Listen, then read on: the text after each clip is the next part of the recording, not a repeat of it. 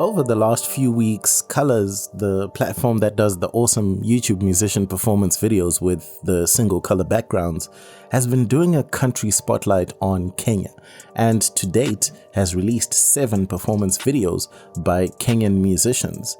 The performances we got were Lisa Oduor-Noah with the song For Keeps, Xenia Manasseh with Wild Ride, Karun with Only You, Bien with True Love, Nyokabi Kariuki with Nazama, Maya Amolo with Where You Been, and then today Zowie Kengocha with Project. Of these acts, there are 3 I was unfamiliar with, and that's Nyokabi Kariuki, Zowie Kengocha, and Lisa Oduor-Noah. I mention this because, in part, the role Colors has played for many music lovers out there is to help them discover music buried under the noise of big labels, huge marketing budgets, algorithms, viral songs, and so forth. So it's good to have a series like this and discover new acts. Kenyan songwriter and producer Waithaka agrees with this. Overall, this was a good showcase for Kenya. Something that's very much needed for the Kenyan industry right now, because we tend to be part of the conversation, but we are never visible.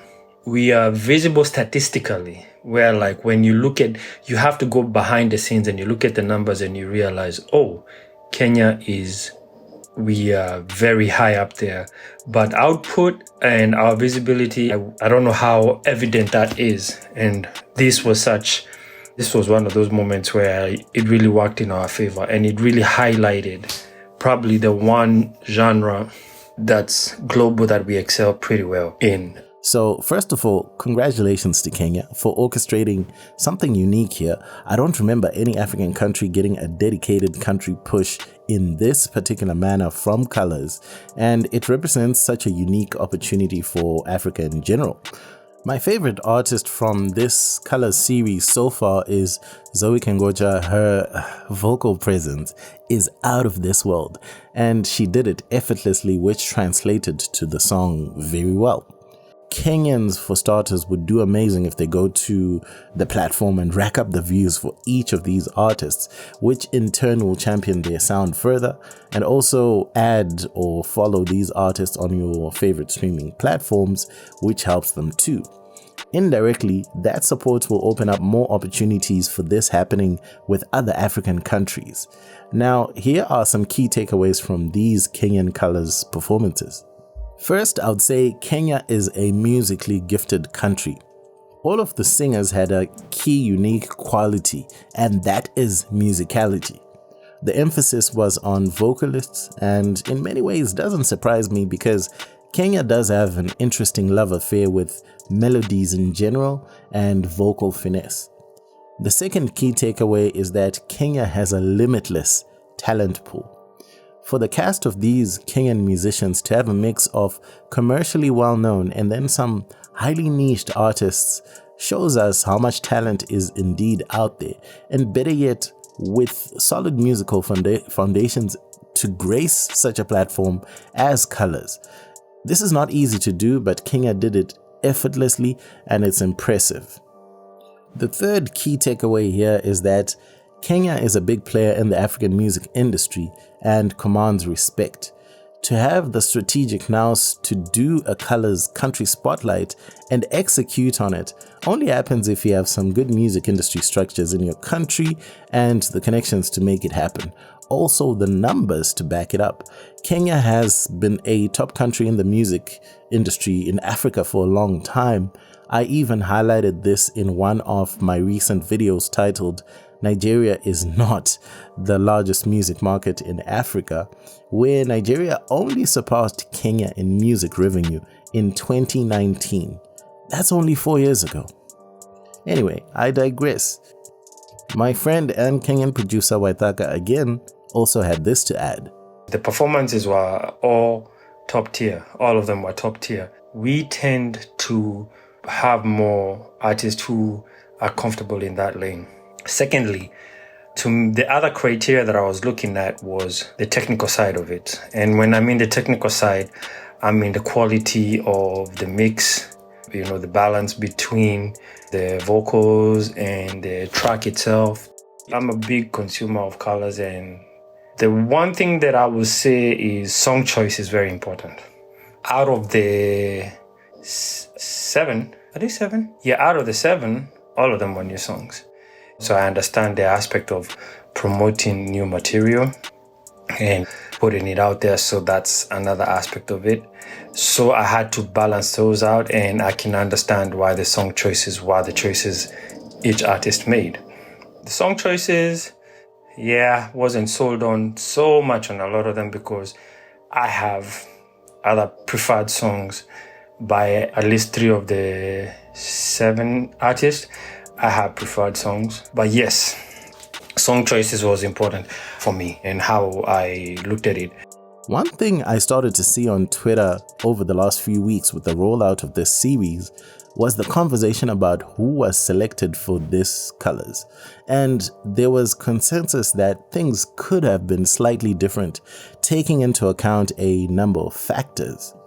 And again, Waithaka was part of this conversation, which is great. So it only made sense for me to reach out to him and say, my guy, what are your thoughts on this? And this is for the whole presentation. I know this was an R&B colors, episode, but we showcased just a small part of what it is. Naturally, I've got my thoughts on everything, but it's good to have somebody like Waithaka explaining it from a Kenyan perspective because he is a music industry professional and has been for many, many years. Now, let's talk about some things I have noted within the context of the series as of now and where this series could still go if there are more performances to follow. The biggest omission, in my opinion, was at least one act that could have championed one of Kenya's many languages. Swahili, perhaps Kikuyu. I think that would have elevated this series because Colors also serves as a marketing of not only your talent, but language to the world. This comes with an understanding that that world may or may not know your side of the globe.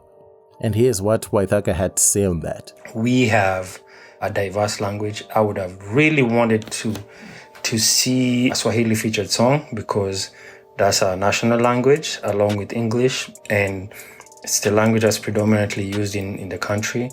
And then there's, at least a couple of, more, community like dialects over there in Kenya. And I'm saying this because as someone that has worked with people who do perform their own mother tongues, but also on R&B music, that's the diversity that was lacking, and that's the diversity that was very obvious.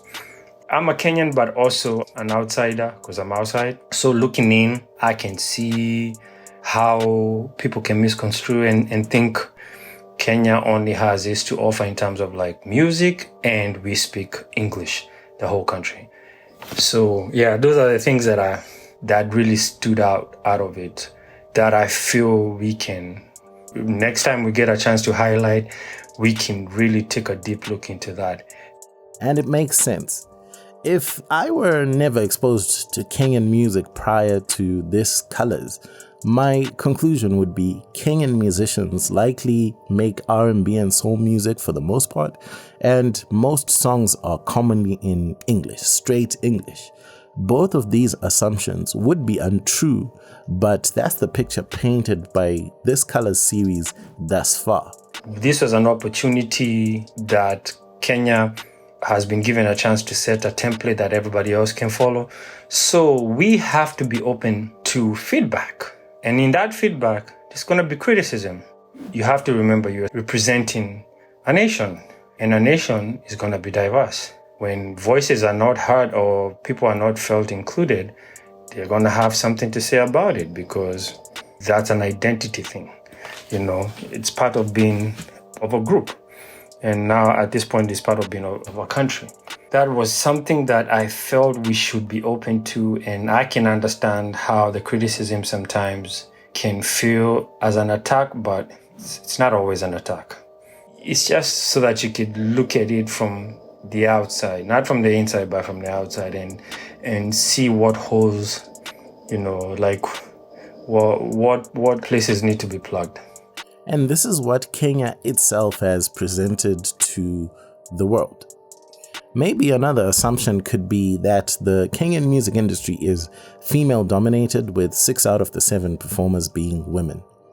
From my own perspective, I would have liked to see more variety stylistically in the music, because most of the acts were really in a similar space.